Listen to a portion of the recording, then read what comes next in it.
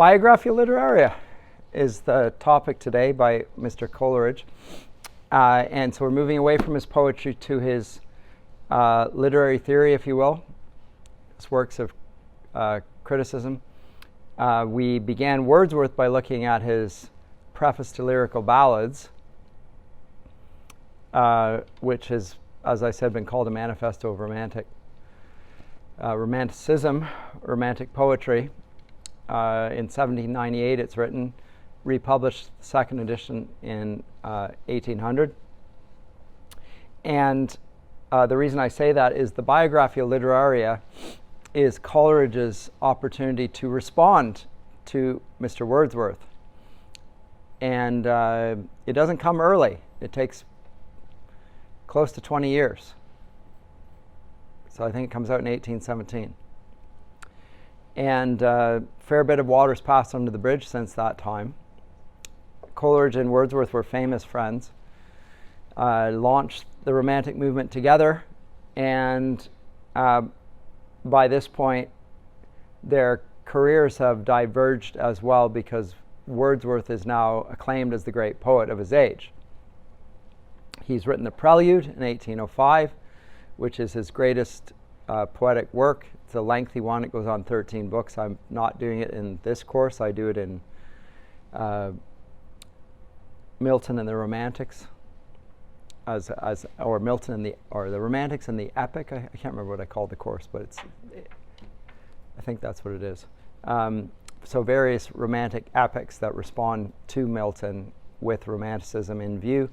This course is a sort of a preparatory for that one. But Coleridge by this point had largely stopped writing poetry, and he was, however, famous for his lectures. He lectured on Shakespeare, he lectured on all manner of things. And I think I mentioned in a previous class, he drew huge crowds to hear him lecture as well, because of his erudition and because of his personality, I guess. I don't know exactly. But people were drawn to hear him, and probably because of the success of Lyrical Ballads as well. So he seemed topical.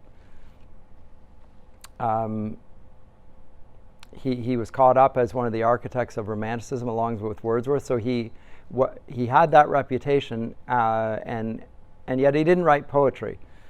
And why that is, critics speculate. But let's just say he didn't. And when he did write the Biographia, he did it for various reasons, but one of them, and one of the main ones, is at the center of the Biographia Literaria. It's that he felt the need to defend his view of what the imagination was, and to distinguish it from Wordsworth. And it's quite explicit, and I'll take you up to that today, and we'll move on to the second half of the Biographia in next class, and his specific engagement with the Lyrical Ballads. The bulk of today is going to be the lead up to the definition of the imagination in chapter 13, before then getting to his response to the Biographia, or the Lyrical Ballads. And in this, it's rather interesting, and this is one of the challenges on the course. I said that the Romantics all appeal to the imagination, and for them it's a sort of a watchword for the whole movement. They regularly refer to it, some more than others. For Keats, he uses it all the time. Shelley a little less so, Byron also less so, but certainly for the first generation, Blake, Wordsworth, and Coleridge, they talk about it all the time. And Coleridge, it's plain here, regards what Wordsworth has said to be at odds with what he has said, and he is annoyed that Wordsworth is writing about this on behalf of a movement that he was one of the co-authors of, and he disagrees with it, and he's asked Wordsworth to stop writing on this term, stop. And Coleridge, in his 1815 edition of poems, appends an essay on the imagination. And Coleridge says, that's it. I asked you to stop. I told you you didn't know what you were talking about. You keep writing on it. And so now I'm going to have to come to my own defense, like whatever it was exactly. All the critics agree that this was the motivation. So Wordsworth writes this essay on the imagination, and Coleridge says, no, that's not it. You've got it wrong. I told you over and over. You said you didn't understand theory, and yet you keep on doing it. And I'm being implicated in your misrepresentation, so let me distinguish my view. Now, what's interesting about this is that you will find Coleridge's definition of the imagination is called the quintessential romantic definition by later critics. They realize that Coleridge is the sharper critic, and for that reason they put his view forward, but his view is against Wordsworth's. And it's also by virtue of that, I have argued in my own book on the subject that the later romantics lean on Wordsworth's definition. And so I see Coleridge against the romantics, and yet he's said to be their chief representative, and I don't think you can hold that position. So then the question is, why does Coleridge see his view to be opposed to Wordsworth? How come? What is it exactly? And so that's what we're going to talk about today. What is it exactly that distinguishes Coleridge's view from that of Wordsworth's? And if it is distinct, then how come Coleridge is seen as the representative of the whole movement?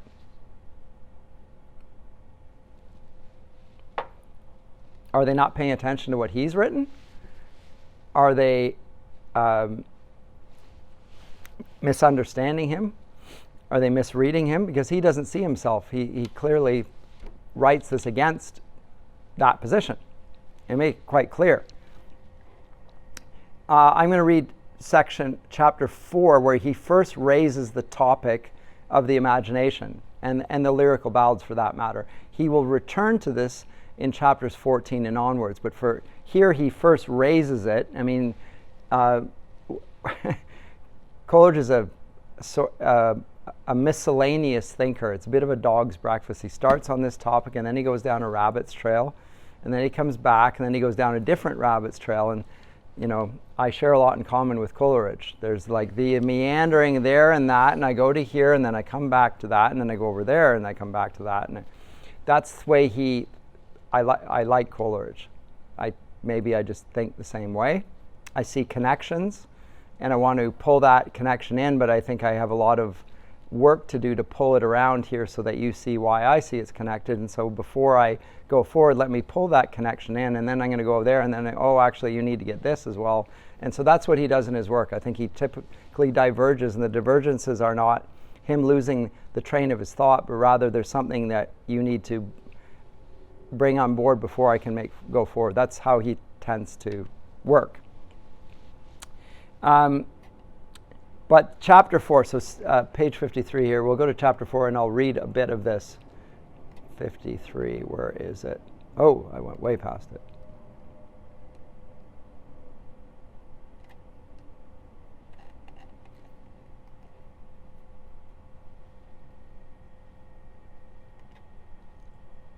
Nope, still too much. You see, he's quoting Greek in Greek with no translation. Okay. And he begins with, I have wandered far from the object in view. He'll say that over and over. Yeah, I've gone off into the weeds, off topic, and now let me come back. But he does that. The digressions are more common than him staying on topic. I hope I'm not quite like that. Anyway, I have wandered far from the object in view, but as I fancy to myself readers who would respect the feelings that had tempted me from the main road, so I dare calculate on not a few who will warmly sympathize with them. At present, it will be sufficient for my purpose if I have proved that Mr. Southey's writings no more than my own furnished the original occasion to this fiction of a new school of poetry and to the clamors against its supposed founders and proselytes. So here's the problem. A whole new school of poetry has been launched, and he's associated with it, and Wordsworth's now the chief spokesman for it, and he finds that Mr. Wordsworth is misrepresenting not just a proper view of the imagination, but him in the process. He's implicated. And he doesn't agree with him, so he feels like he has to do that. So it's a matter of integrity. As little do I believe that Mr. Wordsworth's lyrical ballads were in themselves the cause. I speak exclusively of the 2 volumes so entitled. Careful and repeated examination of these confirms me in the belief that the omission of less than 100 lines would have precluded 9/10 of the criticism of the work. So there's just a few sections here where we're in disagreement. If he got rid of them, there would almost be no problems. But he wouldn't do it. He was obstinate. So what he's saying by this, and he's a charitable reader. I think this is also exemplary.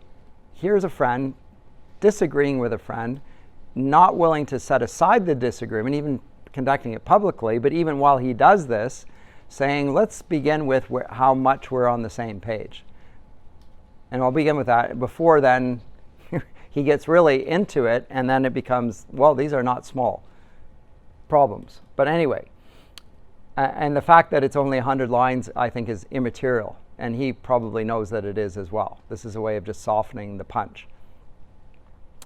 I hazard this declaration, however, on the supposition that the reader has taken it up as he would have done any other collection of poems purporting to derive their subjects or interests from the incidents of domestic or ordinary life, intermingled with higher strains of meditation, which the poet utters in his own person and character, with the proviso that these poems were perused without knowledge of or reference to the author's peculiar opinions, and that the reader had not had his attention previously directed to these particularities. In these, as was actually the case with Mr. Southey's earlier lines, the lines and passages which might have offended the general taste would have been considered as mere inequalities and attributed to inattention, not to perversity of judgment.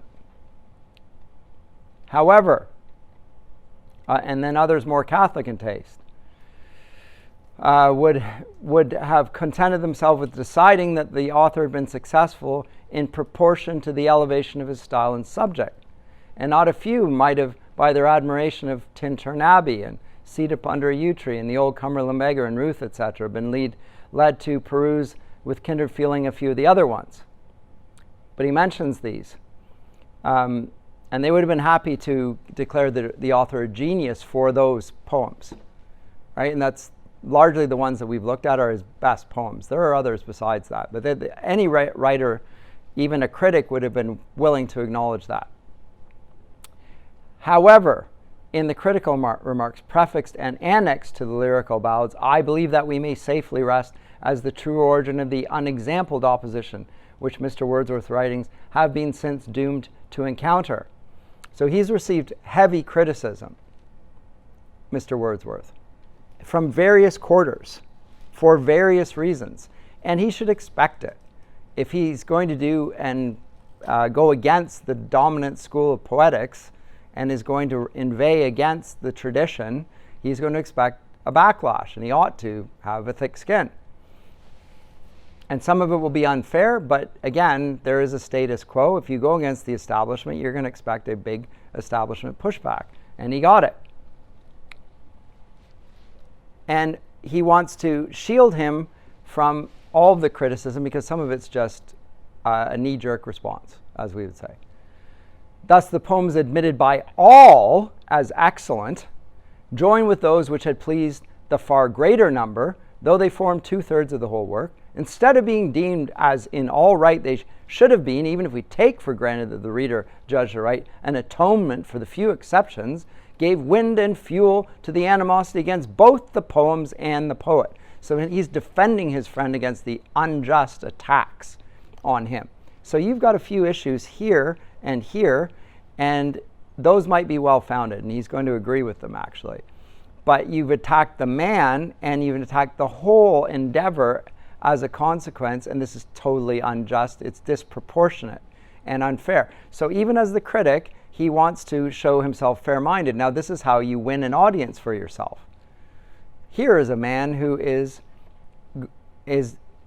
reasonable and fair and judicious, exemplary in its tone.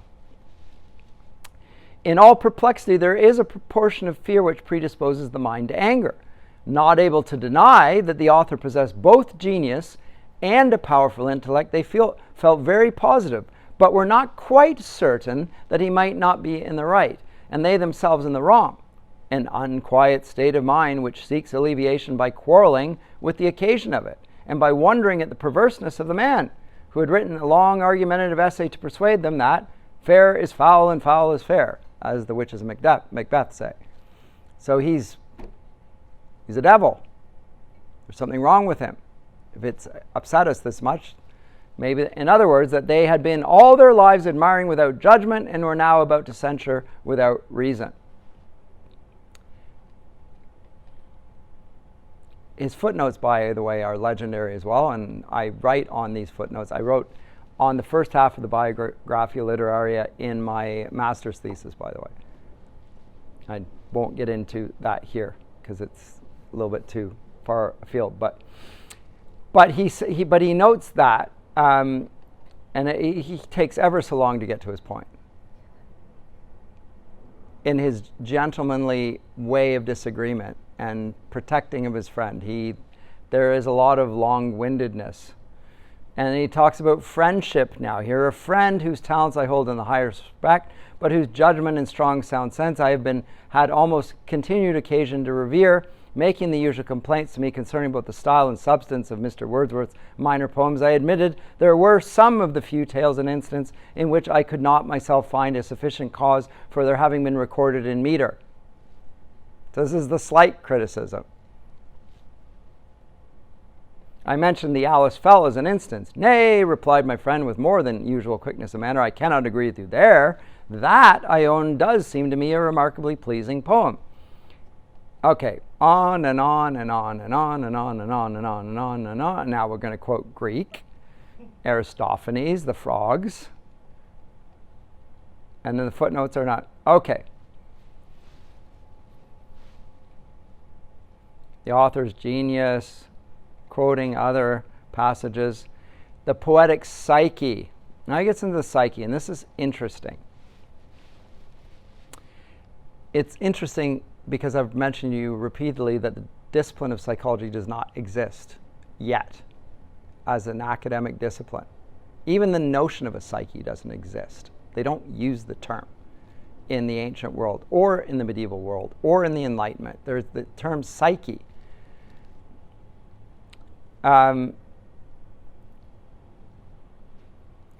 It's a common name for the soul, but it's also the butterfly. So it's like, flits around. It's okay. Well, it's a poetic description. It's not a technical term per se. It's not the mind. It's not the intellect. It's something a little different.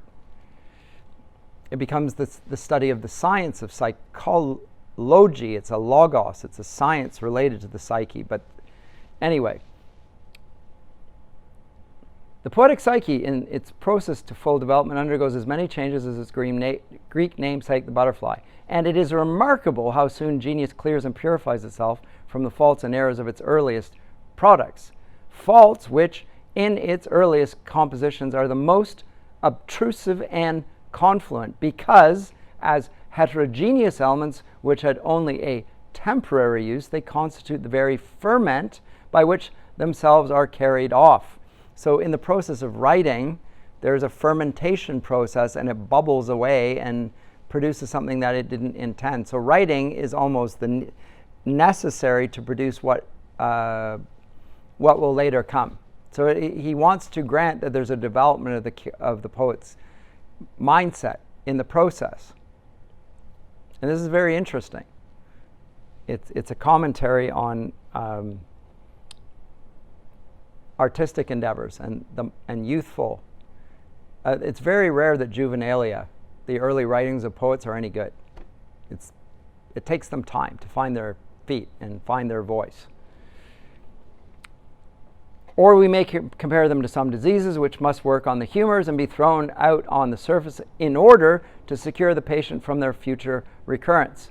I was in my 24th year when I had the happiness of knowing Mr. Wordsworth personally, and while memory lasts, I shall hardly forget the sudden effect produced on my mind by his recitation of a manuscript poem which still remains unpublished, but of which the stanza and tone of style were the same as those of the female vagrant as originally printed in the first volume of the Lyrical Ballads. There was here no mark of strained thought or forced diction, no crowd or turbulence of imagery, and, as the poet hath himself well described in his lines on revisiting the Wye, Tintern Abbey in other words, manly reflection and human associations had given both variety and an additional interest to natural objects, which in the passion and appetite of the first love they had seemed to him neither to need or permit.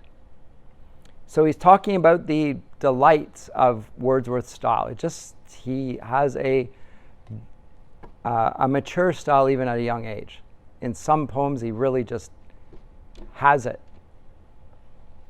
And the occasional obscurities which had arisen from imperfect control over the resources of his native language had almost wholly disappeared, together with that worst defect of arbitrary and illogical phrases at once hackneyed and fantastic, which hold so distinguished a place in the technique of ordinary poetry.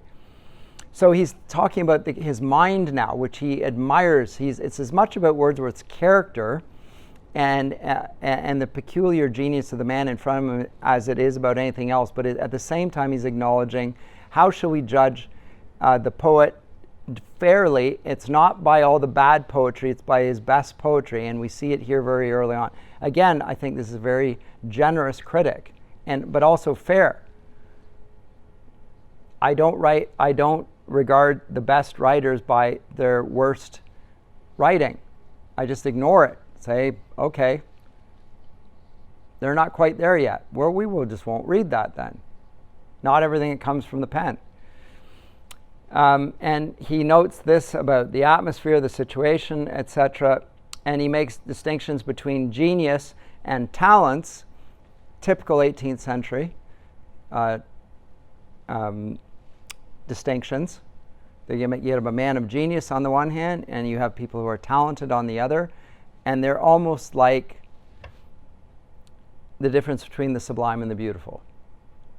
They're that far removed. So you can have talent, but you will never produce a work of imagination. I don't want to quite make it so black and white, but he wants to argue for Wordsworth's genius, which is no small praise. And he says it is the character and privilege of genius, and one of the marks which distinguish genius from talents, and its most equivocal mode of manifestation, so that what is it? To represent familiar objects as to awaken in the minds of others a kindred feeling concerning them, and that freshness of sensation which is the constant accompaniment of mental, no less than of bodily, convalescence, recovering of health. There's the purifying effect. Who has not 1,000 times seen snow fall on water? Who has not watched it with a new feeling from the time that he has read Burns' comparison of sensual pleasure to snow that falls upon a river, a moment white, then gone forever? So there's a particular line that evokes a particular image with the language that just puts it right. And those are the poetic lines that you hold on to. And you would regard Burns as a genius just for the one line. And again, Longinus and the Sublime will do exactly that. So I say this whole work, but this section is sublime. This is what he's talking about. There is a line that manages to capture, and you're going to want to commit these to memory. In poems equally, as in philosophic disquisitions, genius produces the strongest impressions of novelty, while it rescues the most admitted truths from the impotence caused by the very circumstance of their universal admission. This is one of my favorite sections here. This is why the truth needs to be defended. In each generation, the progressive mindset which takes over after this talks about no longer holding on to old truths and repeating them, but moving on to new things. Here's the problem with that view. It's naive. And here's the explanation why, which I think holds truths. Truths of all others, the most awful, as in awesome, producing awe, and mysterious, yet being at the same time of universal interest, are too often considered as so true that they lose all the life and efficiency of truth and lie bedridden in the dormitory of the soul side by side with the most despised and exploded errors. Now he quotes himself here, not because he is a narcissist, although maybe there is something of that, but I can't put it any better. I like the way I put this, and let's just hold on to it. I mean, quoting yourself is never a great idea. You're going to appear vain. As I once said, what's the best way? I don't quote it. I'm going to quote myself here. Well done, Mr. Coleridge. But it is very well done. And because this is what happens with truth, people don't talk about them. Well, we don't need to talk about it. We all know that. So let's not repeat that. The problem is that if truth is not seen as an antidote to chaos, to quote Mr. Peterson, or error, then nobody will defend the truth because everybody agrees on it, but they don't agree on it, which is precisely why it needs to be asserted, and it's contrary to be opposed strongly. And at one point, it had to be defended, and it had to be defended against strong opponents. So strong that people then held on to it and say, we are going to say, credo, we believe that. And let this be an anathema. This is not true, this is true. That's a strong intellectual fight. Later generations will recite them as creedal statements until the point where they say, why are we bothering to mouth this? There are no opponents to this view, except that they're there. Because truth and falsehood, like the tares and the wheat, grow up beside one another, and unless the wheat is magnified and the tares are put out, then the tares pop up again, and they sit side by side, and then suddenly, lo and behold, you don't know what a human being is anymore. Lo and behold, you don't think that human life has a sanctity to it. Lo and behold, how could that ever happen? In an era that talks about human rights, how is it possible that you have to defend the sanctity of life? Well, because we didn't want to talk about what human nature was. And so competitors arise. Well, are we a species of animal? Etc. 200 years ago, nobody would ever raise that question. Not a chance. They would have been laughed out of the room. But if you leave it and don't assert it and don't defend it because there's no obvious opponent, then it can simply lay in the dormitory of the soul, side by side, with the most despised and exploded errors, and it's just neglected. Sort of like the way Tolkien depicts it in The Lord of the Rings. It waits for its time, and then it comes back up again. I think we live in such an age in which the truths of the Christian faith and truth in general has not been defended, and error has now risen to be so strong that the truth seems weak. And say the truth, well, there is no such thing as truth even. There are truths, there are perspectives. This will rightly evoke the ire of good men. But anyway, it's because of this they lose their potency, because they're so true that nobody will even question it at one point. They win and they rout their opponent. It's just a rout. Nobody's going to bother. Well, we don't live in those ages, so it's an age for combative intellects, ours. But he observes something here about how that can be. This excellence, which in all Mr. Wordsworth writings is more or less predominant, and which constitutes the character of his mind, I no sooner felt than I sought to understand. So he loved the man who could write in this way and awaken truths in us in his writing that the rest of us just ignored. The grandeur of God in the midst of the common things of the world. Who knew? How did it lie bedridden? Because in the 18th century they lived with mechanistic philosophies and they reduced everything to material. We live in a materialistic universe. They attribute everything to material causes. They dispute the fact that there can be things like souls and persons and spiritual natures. David Hume will be, strong skeptics will dispute. You can't prove that. A fact value, these are facts we can talk about, these are truths. That you may not do that. And so they just leave them. But Mr. Wordsworth's writings awakens in his audience an awareness of how important it is to have a sense that the world is charged with the grandeur of God in some way. Repeated meditations led me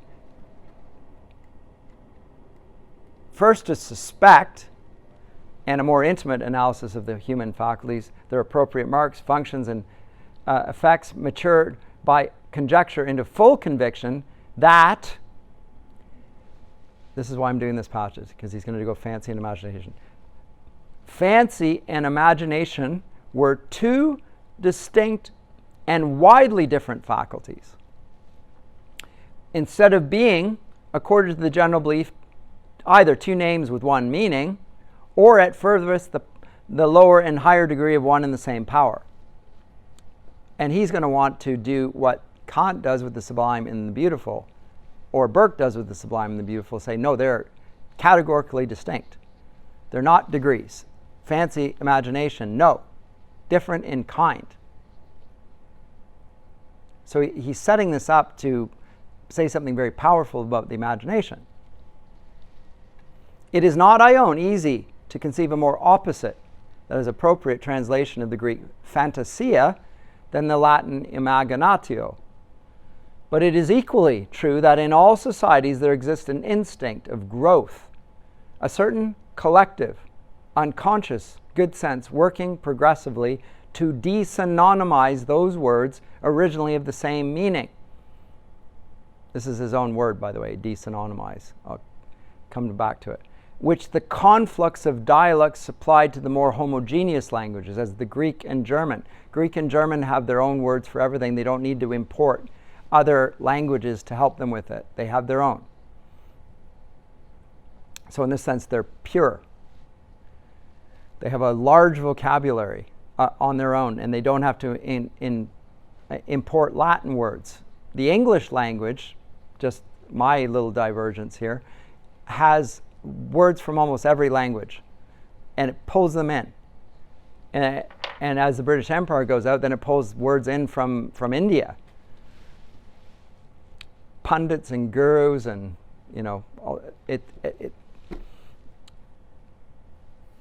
all manner of things. But mostly a Anglo-Saxon grammar and base with a lot of Latin vocabulary, some Greek, and then a smattering of all manner of things. You get French, you have some Spanish, but usually they're just smatterings of words, not that significant. But still, in the more homogeneous language, they lead to, when there are two things that are more or less the same, they say, well, rather than get rid of one of them, is there a distinction we can make here? And so they were once synonymous, and they de-synonymize. They start to be associated with two different things.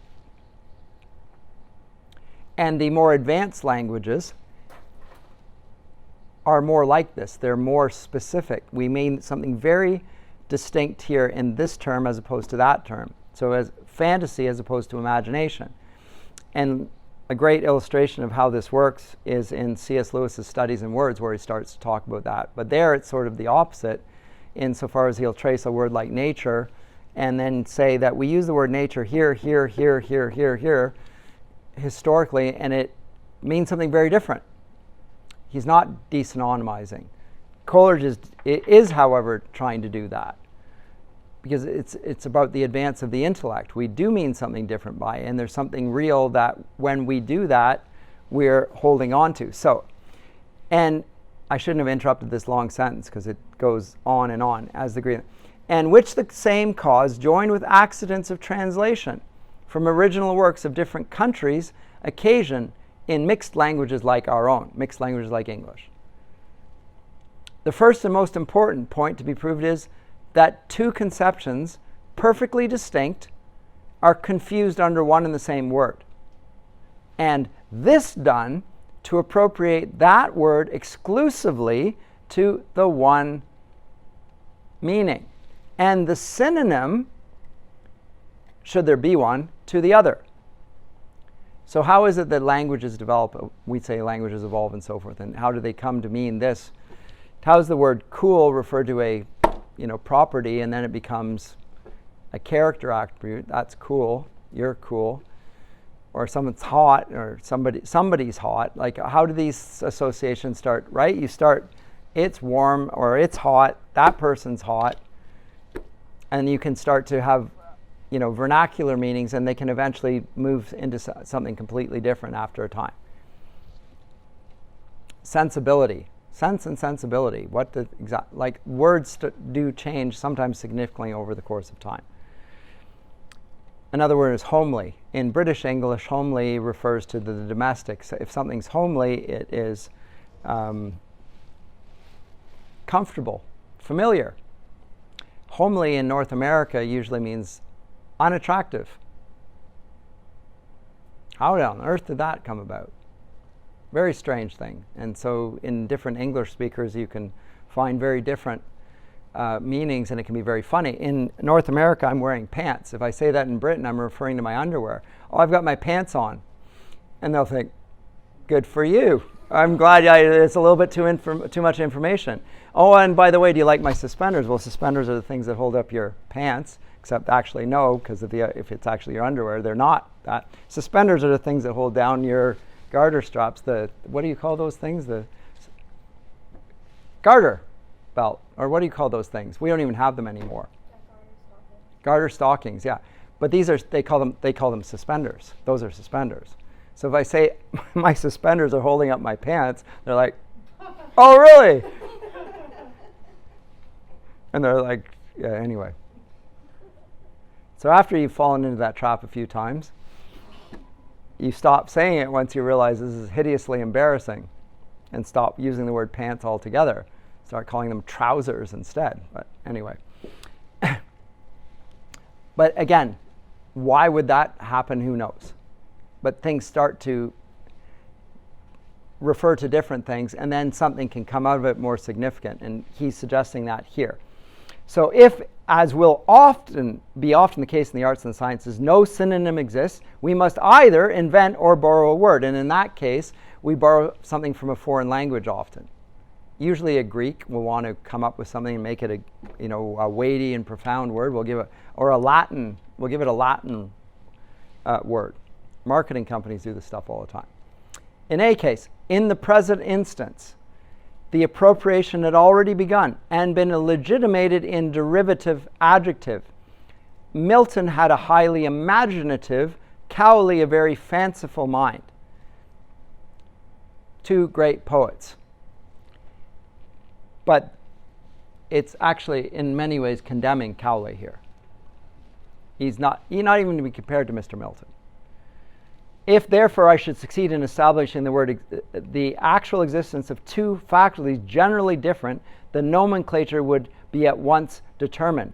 So now this is what he wants to do. He wants to attribute the imagination to a particular faculty of which Mr. Wordsworth is in great possession of. He is a poet of the imagination of the first order. That's what he wants to establish. And he wants to distinguish it from lesser lights. And it's not connected to Mr. Wordsworth's view of his poetics versus neoclassical, because Mr. Milton, or Mr. Coleridge here, is going to want to say Wordsworth is a poet of the imagination, and so is Milton. And so is Pope, and so are other poets that Mr. Wordsworth is not going to want to acknowledge, because they don't have the same poetics as him. And yet I'm going to say there's a higher principle than the one. It's not us versus them. There were geniuses all along here. They were imaginative poets all along. And guess what? They differed in their subject matter than Wordsworth did. And so he's changing the focus here. He thinks Wordsworth's focus is off. Because if Mr. Wordsworth is correct, no poet before him ever wrote poetry. Because all good poetry is the spontaneous overflow of powerful feeling. All good poetry. Is that how Shakespeare wrote? Is that how Milton wrote? Obviously not. So to the faculty by which I've characterized Milton, we should confine the term imagination, while the other would be contradistinguished as fancy.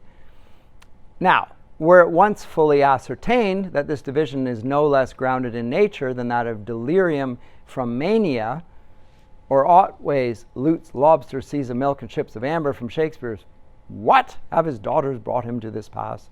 or from the preceding apostrophe to the elements, the theory of the fine arts and of poetry in particular could not, I thought, but derive some additional and important light.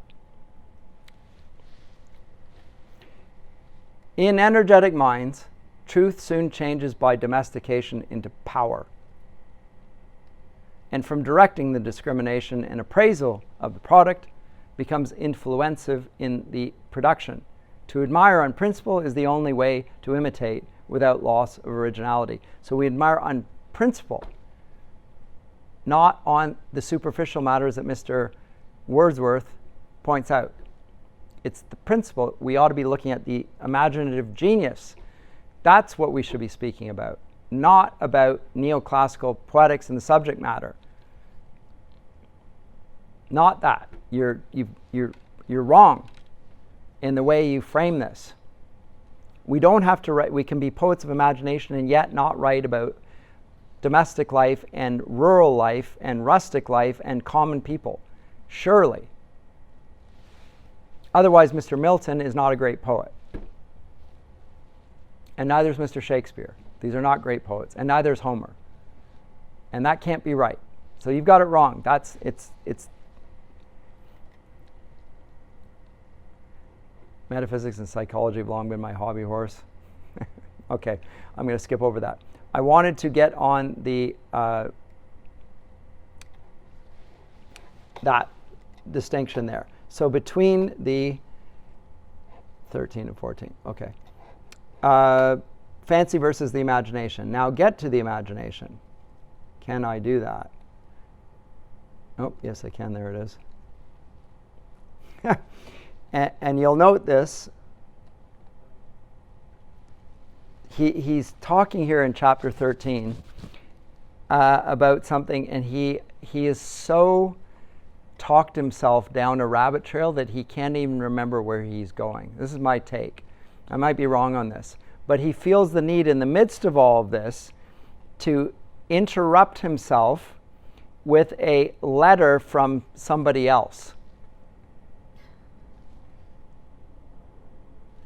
to bring him back to the topic. It's sort of like what he did with when he claimed that he'd been interrupted by a dream and wrote it down. He I have to, somebody stop me. Oh, I'll stop me with a letter from a friend that will interrupt. Anyway. Dear C, you asked my opinion concerning your chapter on the imagination, both as to the impression it made on myself and those which I think it will make on the public, i.e. that part of the public who from the title of the work and from it forming its introduction to a volume of poems are likely to constitute the great majority of your readers. As to myself, the affective feelings, Be assured constructive philosophy, blah, blah, blah, blah, blah, blah, blah. This is all I need to read. In consequence of this very judicious letter, which produced complete conviction on my mind, I shall content myself for the present with stating the main result of the chapter. Let me finally get down to the point.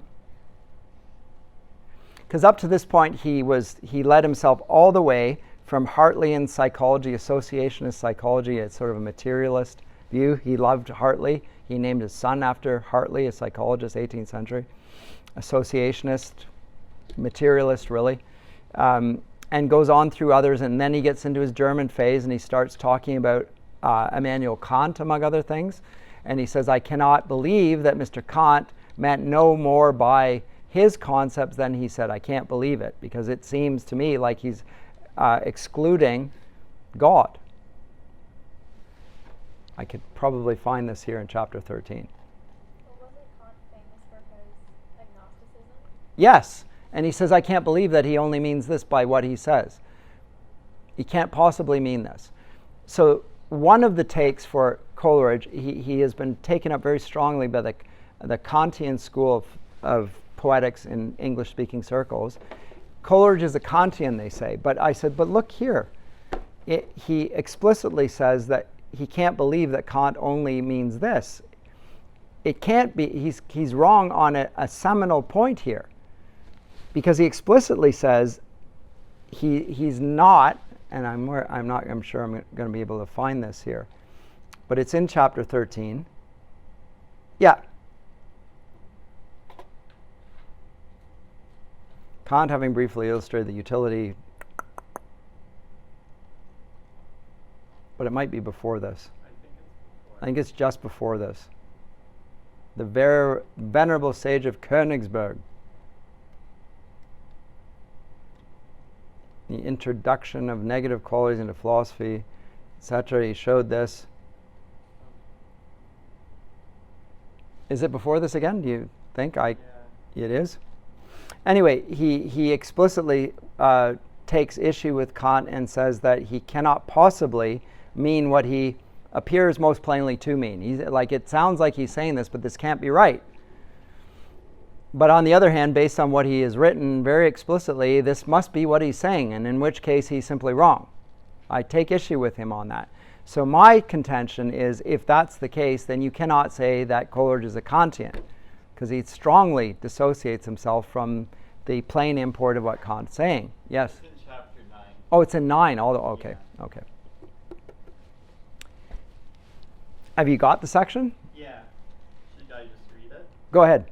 I can never believe it was possible for him to have meant no more by his noumenon, or thing in itself, than his mere words express, or that in his own conception he can find the whole classic power to the forms of the intellect, leaving for the external cause, or the material of our sensations, a matter without form, which is doubtless inconceivable. Yeah. And this is a seminal distinction here, and he simply parts way from Mr. Kant on this. It's not that he has no regard for him, but he says, you cannot, that thing unto itself, it's just this? No, absolutely not. And in which case, then, if he's not a Kantian, what is he? Now, remember, when he writes this, nobody's read Kant in England. I think, with maybe the exception of Shelley, who's read him in Latin. But his audience, when he writes The Venerable Sage of Königsberg, they actually ridicule the Germans. There's no regard for the Germans. A generation later, in the Victorian era, they talk with the Germans all the time. Not here, not now. And he parts ways with him. Now, so this is part of the complexity of this engaging with Coleridge and the Romantics. The Romantics are revered by the Victorians and by the English mind in general, and they associate that with Germany and with Kant. But Coleridge, having introduced Kant, disagrees with him on this point. And not only with him on this point is one that he also disagrees with Wordsworth on. So what exactly, where is he? If he's not a Kantian and he is writing against Mr. Wordsworth in certain ways, what exactly is his view of the imagination?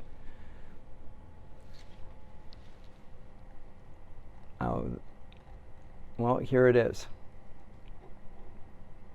As I say, he interrupts himself rather hilariously. And then finally he just says it. And he says it relatively succinctly. The imagination, then, I consider either as primary or secondary. Okay, so there's two types. That's interesting.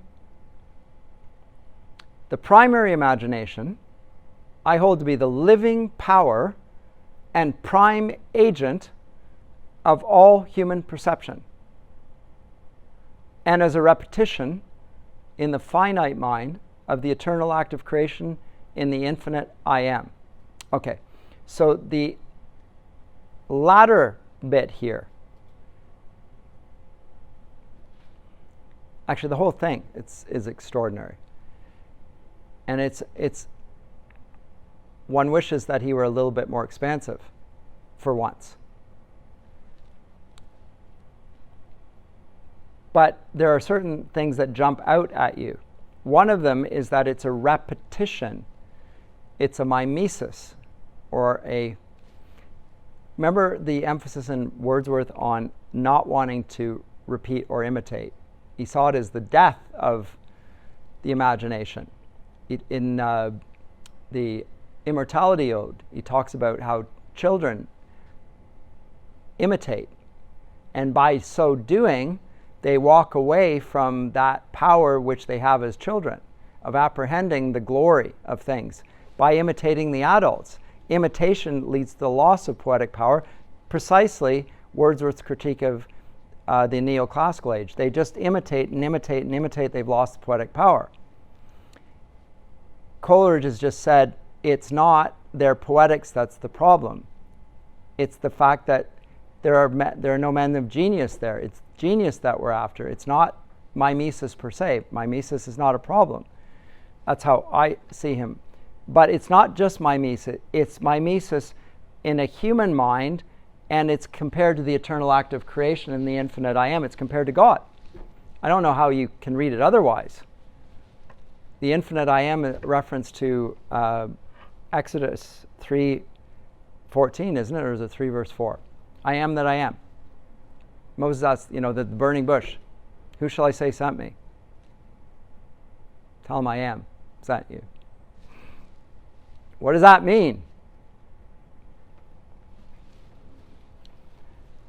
Seems like an extraordinarily philosophical answer. Thomas Aquinas will make his whole philosophy dependent on a philosophy of being. This is God's revealing of himself here. His aseity, his divine nature is revealed in this I am. But there's more to it than that, because it's repeating in our perception of things God's creative act when he creates and says, let there be light, and there's light, and so forth. When we think God's thoughts after him, this is my take on it, and I'm obviously paraphrasing, and so I can be off topic, but aside from the words standing for themselves, you can see there's a clear analogy between human perception and God's act of creation. So when we think God's thoughts after him, when we acknowledge his categories, it seems to me that this is the primary imagination. In that direction. Did you have a comment or a question, or you just... I was just thinking that this is the part that I wanted to actually, I wanted for him to expand more on Me too. this. Mm-hmm. Because he goes on ad infinitum over things that seem... and then when he gets to the crux of the matter, it's very brief, and there's something good about that, but I would like you to put that, and then now do what you do everywhere else and amplify exhaustively. At least when he's talking about the infinite I am, I was just thinking immediately of God's necessity and the connection between his divine thoughts being ours are a reflection of his, like you were saying, but also How is the world comprehensible to a human mind? How can we do that? Well, because we share something. We have the image of God, and we have a capacity to investigate and see into essence. I think that's what he's talking about to some degree. But he's interestingly calling that the imagination. Would we normally call that the imagination, that ability to think? I think he's talking about more just, our rational faculties in general. He is, but he's not calling it that. He's calling it the imagination. So it's the primary imagination, which is unusual. It's an unusual move on his part. He's not talking about Kantian categories, Right. although he's just cited Kant. And he's parted from him, and he's now using more explicitly Christian language. He doesn't want to. He wants to talk in the terms of a Christian Platonist, which Douglas Headley at Cambridge, I've heard him argue that he is in the tradition of Christian Platonism. I'm not totally convinced by it, but it's better than Kant. It's closer.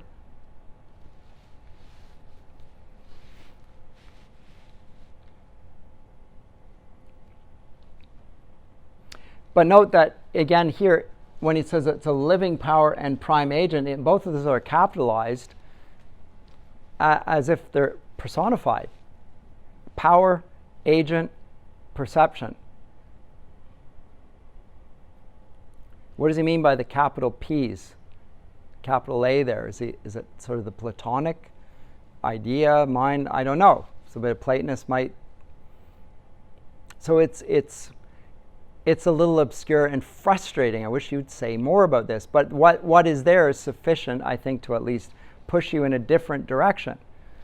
And to me, an obviously Christian direction, as opposed to Kant, where he's coming up with the categories of thought that we have, and there are certain. No, none of that. And this is the primary. So there are two things. One is he talks about the primary, and then he will talk about the secondary, and the secondary does not depart from the primary, or it uses the substance of the primary for the secondary.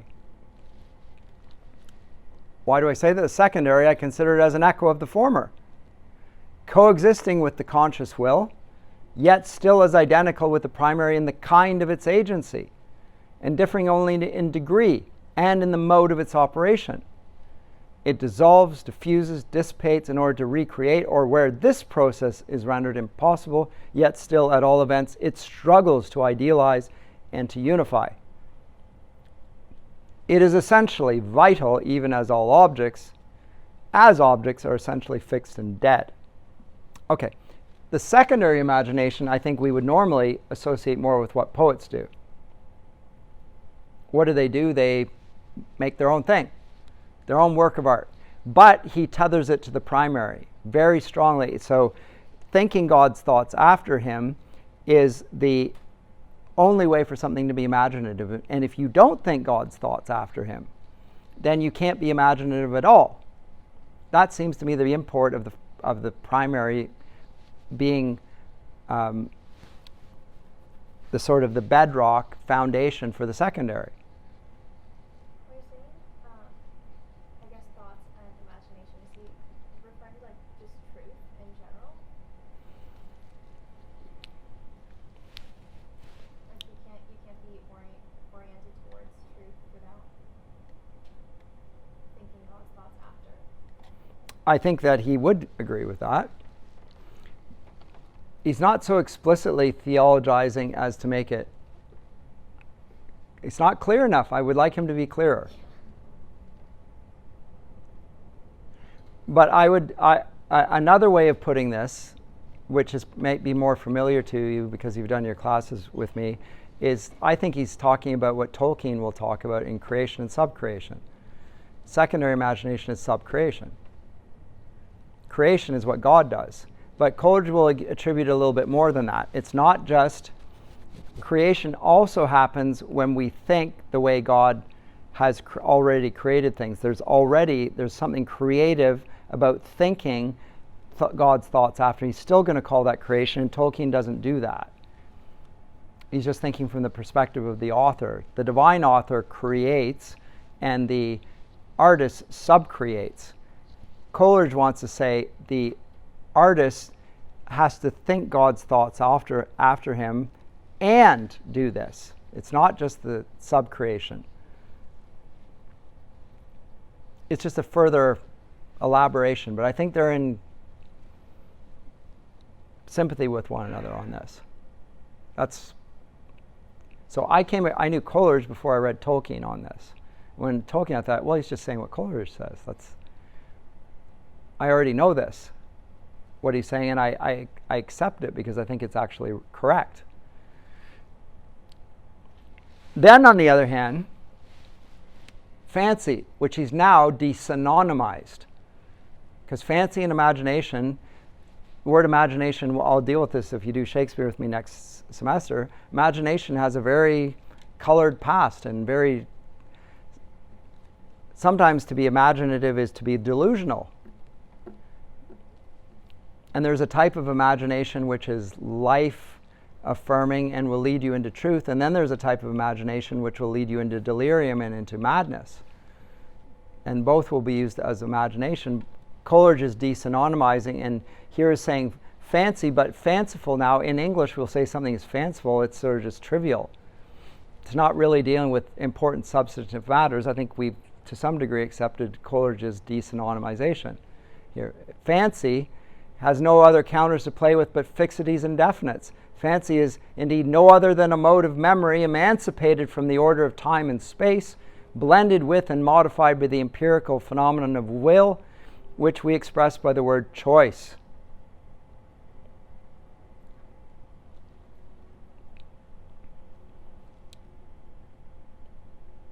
But it's not vital.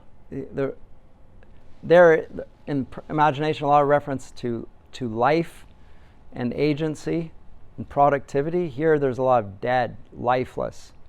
It uses the memory. It may change it, but it's not connected to anything life-giving.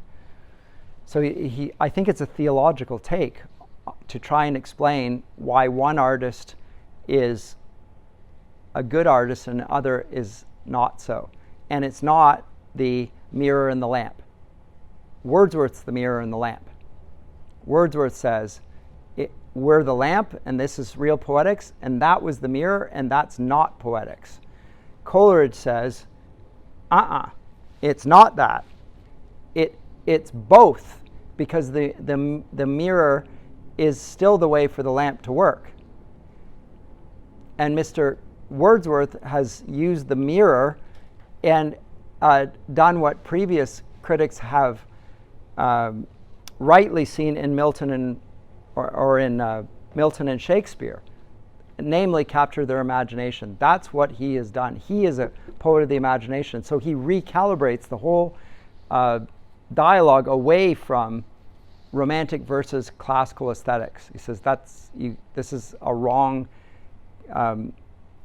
You're making category mistakes here. This is the wrong way of looking at it. Now, the critics that say Mr. Wordsworth, or rather Mr. Coleridge, represents Romanticism, misunderstand the criticism, first of all, because they say he is the quintessential Romantic defender of the imagination, when I think he's speaking against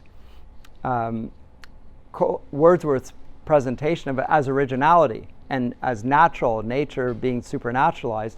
But he pushes it even further to a recalibration of the attack on neoclassical aesthetics, because he's not against neoclassical aesthetics. I think they've totally misunderstood him, and he even gives a theological take on it. My explanation for this was because the critics were not Christians, were not sympathetic to Christianity, and they didn't like what he plainly is stating. How else do you read those passages?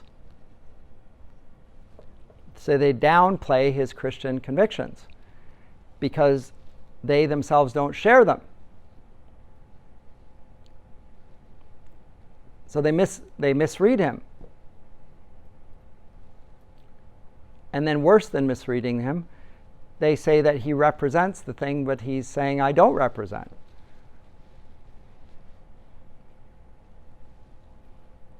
So I think he defends a Christian idea of the imagination in the same way that Tolkien and Lewis do, is my take on it. And you'll find a lot of critics that won't agree with me.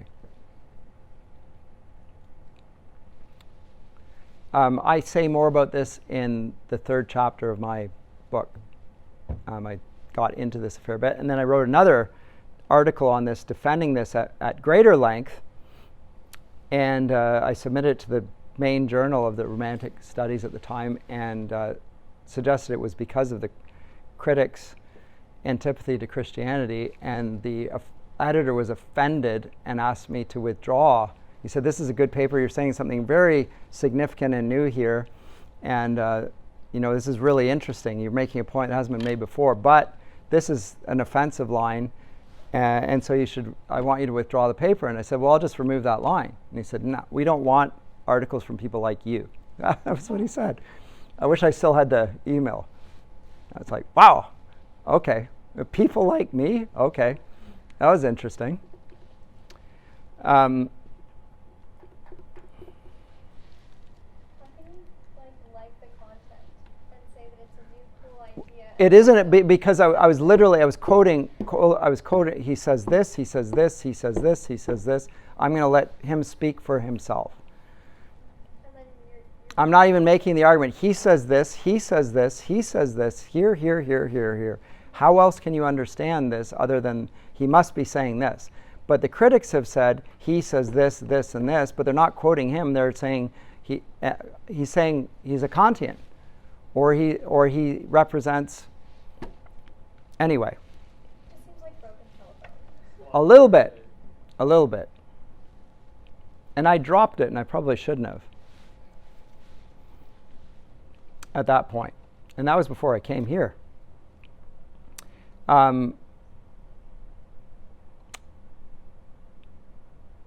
But this is just the law of association. Now, when he goes back and says that its materials are from the law of association, he's just talking about material things then.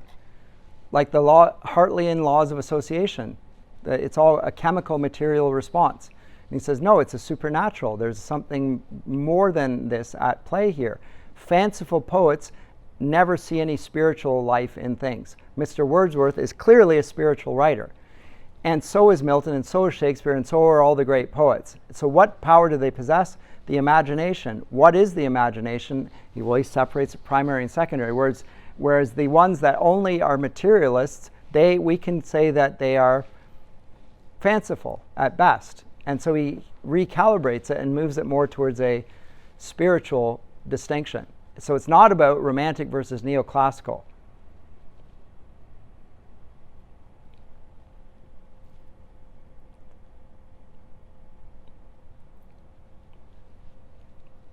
That it is not.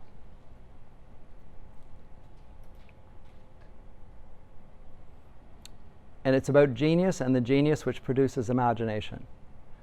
Whereas talents produce fanciful works. Very sharp distinctions there. And Wordsworth then, he calls a genius and says he's the greatest writer since Milton. Later on. We'll come to that next time. Great high praise. But next time we're going to see that he destroys Wordsworth's view of poetics. So it's an extraordinary thing to praise him for being the greatest poet since Milton, and at the same time to say that his theory of poetry is so bad that I have to take him apart publicly. And Wordsworth was not happy, right? And maybe he should have been. I don't know how he felt about it. I mean, again, the relations between men and all the things that arise out of it. But if somebody says that you're a man of extraordinary genius, and he's at the same time a harsh critic of some of the things you said, you would have thought, I can take that. But who knows? Anyway, but that definition of the imagination you will find cited all over the place. So if you go to romantic handbooks and so forth, the imagination, they'll cite this. This is Romanticism's definition, I think. Really, it's very Christian. It's very Christian. Do you really think that Mr. Shelley, who calls himself an atheist, is going to accept that? I don't think so. Nor Mr. Keats, for that matter. He's not going to accept that either. He's going to use the word imagination all the time, but he's not going to theologize it in it like this. He won't accept that. So he may mean something very different, and I think he does. And maybe he's going to move in the direction of Coleridge, but he dies when he's 25, so who knows? I mean, when I think as Wordsworth or Coleridge did with Wordsworth, young men are on a journey and they're not yet there, and who knows what he would have become. He's plainly a great writer to me. I think Keats is a fantastic poet. However, even Wordsworth spoke of one of Keats's poems as a pretty piece of paganism. You can imagine it didn't go over very well. But I'll leave it off at that with 13 and the desynonymization and the imagination and the fancy. And then he will move on in the second half, which comes a little bit afterwards, to then he deals with the lyrical ballads. And I want to get to that because I think it's helpful and it's important as well. And then we'll get into the very specific criticism of Wordsworth, which I think you'll find also fascinating. And based on this is what he says in the second half is one of the reasons why I read the first half so strongly theologically. So if it were only a stray line here, you would say, well, maybe he doesn't mean it quite as Christian as you're putting it. But in the second half, he does cite some things that make it look to me like he has a Christian objection to it. I'll come to that next time.